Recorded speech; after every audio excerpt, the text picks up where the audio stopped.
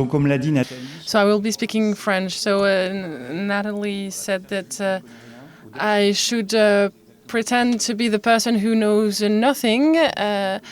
I am nor an economist or a sociologist, so I will comment those presentation, or I will react to those presentations. And my only choice is to be a social epidemiologist, because this is my field. And I will describe a little bit what we do. It's about understanding the construction of social inequalities by using epidemiologic approaches and theories that can come from sociology, and quantitative approaches that can also be shared with our economist colleague. So to start this commentary, I will first react on what Professor O'Donnell called the usual narrative, and I wanted to circle back to those terms. The first thing is that we often say that social inequalities are present, persistent, and they're ubiquitous. And I would say that's true. To me, as a in my field, I would say that it is true. They are persistent and indeed substantial, because they can be found in many different chronic pathologies. To be very honest with you, it's difficult to find a pathology where there is nothing social to it. And I do believe that it's ubiquitous, it's everywhere, and the evidence is that the epidemic that we've been through in 2020 is characterized by strong social inequalities, difference in gravity, in mortality, and we've observed the usual social gradients that we usually see in other pathologies. And so this narrative is true, it's correct, at least I would say I use it. And the second part of that is that in order to reduce those inequalities, and so to reduce a problem, we have to understand the causes of the problem. I partially agree with this. I would say that indeed it is important to understand the cause of a problem if we want to be able to solve it. And I do believe that social inequalities are a problem. I do think that we all agree with that from what I've seen from your presentations. However, where I would agree with Professor O'Donnell is that it's not enough. It's not enough to know the causes. We have to test out solutions. We have to test interventions, and those solutions can invoke mechanisms that can be different to those that have been identified to identify the problem. And so that's the distinction that our colleague Louise Potvin does. We identify some problems in epidemiology, and it's not because we've identified a problem that we have identified solutions. To illustrate what I'm saying, I would take the example of tobacco. Epidemiology as a field contributed to proving that tobacco was a major risk factor for cancer. But I identified tobacco as a risk factor. That doesn't mean that I'm saying anything smart about how to stop smoking and how to stop smoking in different social groups. Those are two separate questions that are calling upon different mechanisms and different methodologies as well. And so that's the idea coming from medicine that because we have identified the problem, we just have to suppress the problem. That's a mistake. It's a mistake to believe that this approach could be applied to the field of public health. And it's important to remember that when we talk about health, social health inequalities. That brings me to a key point that I found very consistent between your two presentations, and it's about causality. Causality is a big question. I'm not going to solve all that today. I'll just give you my perspective on that. As an social epidemiologist, I do take it as a scientific fact, the fact that social conditions are fundamental causes to health inequalities. I really do believe that when we're looking at those two presentations that we've just heard, social position has a causal effect, fundamental effect on health. And so that brings the question of what we put behind this idea of causality. And so I'll go back to what Professor Shim said in her presentation. Fundamental causality, I really understand this when we talk about social conditions, particularly in childhood, to explain health status of individuals when they are adults. the proof is that there is a lot of literature. We can choose many different papers with different methodologies, but there is a lot of literature in terms of social, in the fields of social epidemiology, but others showing a link between childhood environment and health, including biology, things that are inscribed in our bodies, and that implies materialist mechanisms, behavioral expositions, psychosocial exposures, and we can see elements linked to access to healthcare.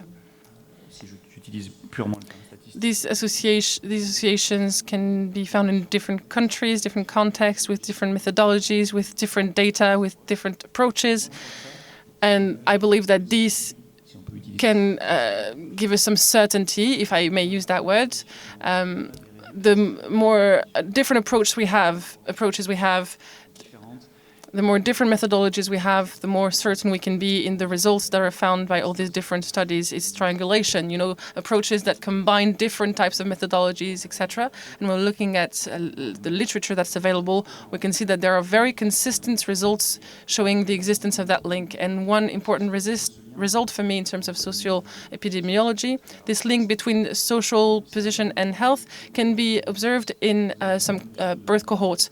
Mr. O'Donnell, you talked about how it takes a long time to be able to show some results, but we are lucky enough to have some countries, well, not France, but some birth cohorts that are very old that can allow us to have a follow-up over 50, 60 years. And so that allows us, there are some limits to the cohorts, but still that allows us to link some very early exposures to health results later on in life. And when we talk with our economist colleagues, sometimes they talk to us about inverse causality. What is that? That means it's not social positioning that has an impact on health, but the other way around, as it was shown in the first presentation. But when we are using birth cohorts where we have children from conception and we can see what happens in their life, we can be in better control of that risk. And so I think that with all the literature that's available in our field, we can see a causal link between social position and health.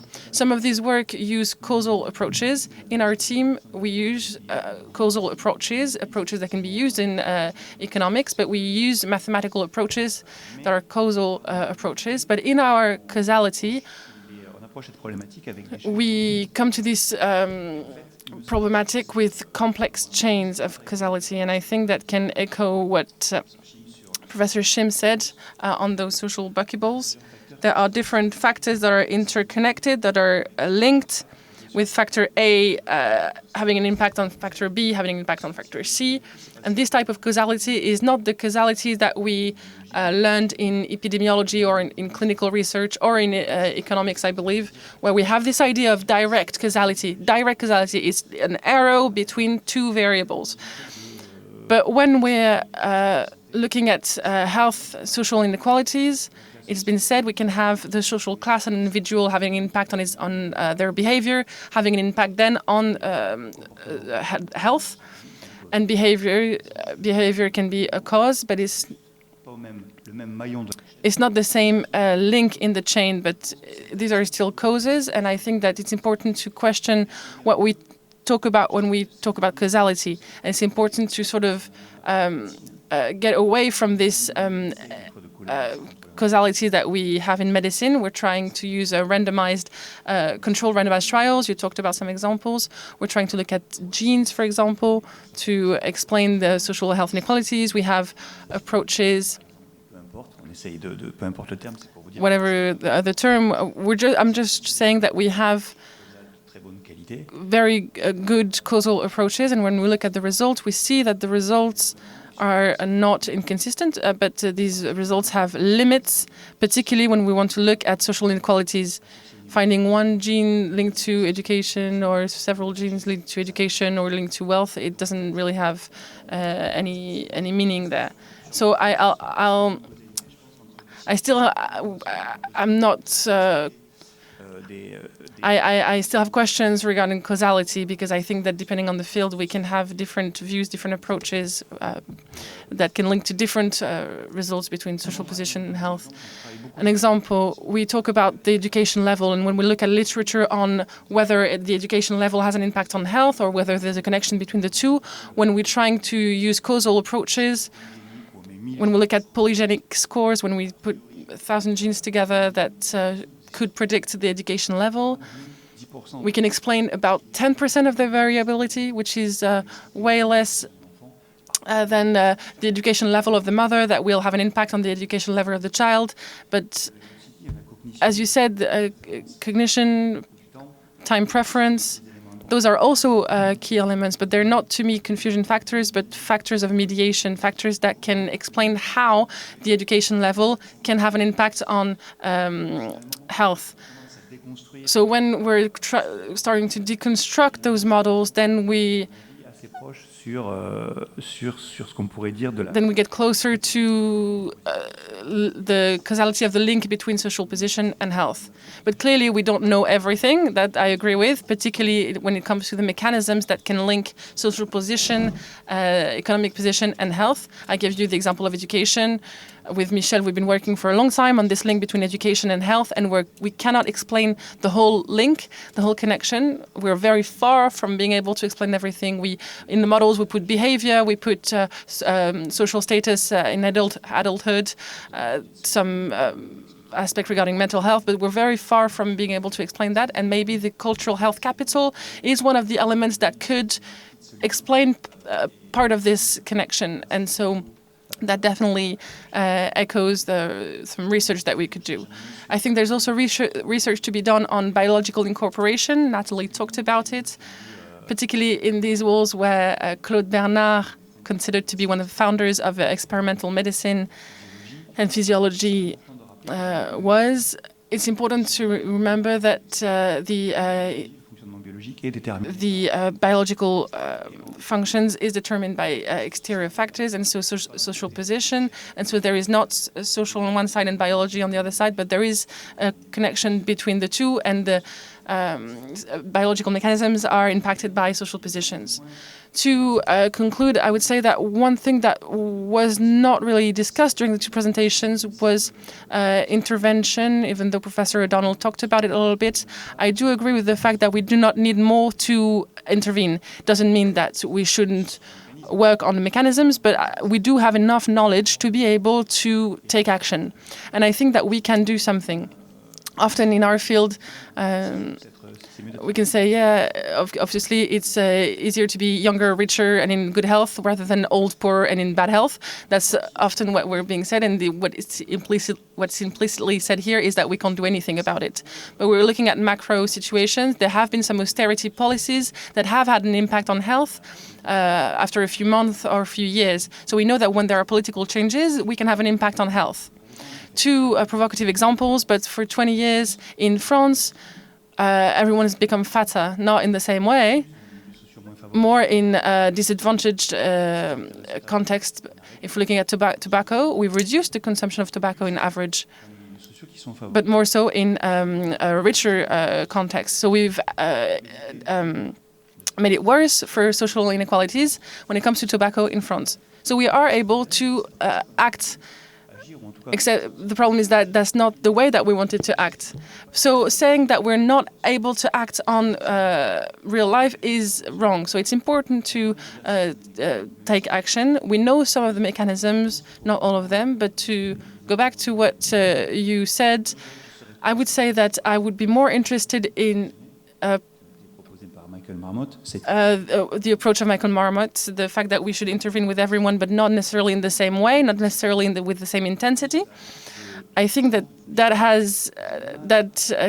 will work better, and it's difficult to imagine actions only on more disadvantaged people, because that would lead to stigma, for example, and discrimination, something that we see in epidemiology. But it's also considered that the higher class will do nothing if we do nothing for that class. And there's research that shows that if we do more for the richer individuals, they will mobilize more and work towards the common goal. So I think that is an important topic. And I think that developing interventions based on this proportionate and universalism should be developed. That means that we have to work with the targeted individuals, start from their needs, their preferences, as you said, their wants and needs that are socially constructed. So again, looking at the constraints. In terms of causality, we could ask ourselves about how we can use those constraints to encourage certain behaviors. That means that we have to work with the targeted populations, and that will be my last point. It's not very original for those of you who know me. That requires to integrate health in any public health policy. And that also implies that for France, we need social data so that we can link that with health data. And that is still a topic in France. Even if it's possible, it's an issue, it's controversial, and that means that we're not able to conduct the study that we want when we are interested in the link between social position and health. I will stop here. It's been 15 minutes. We can move on to questions from the room.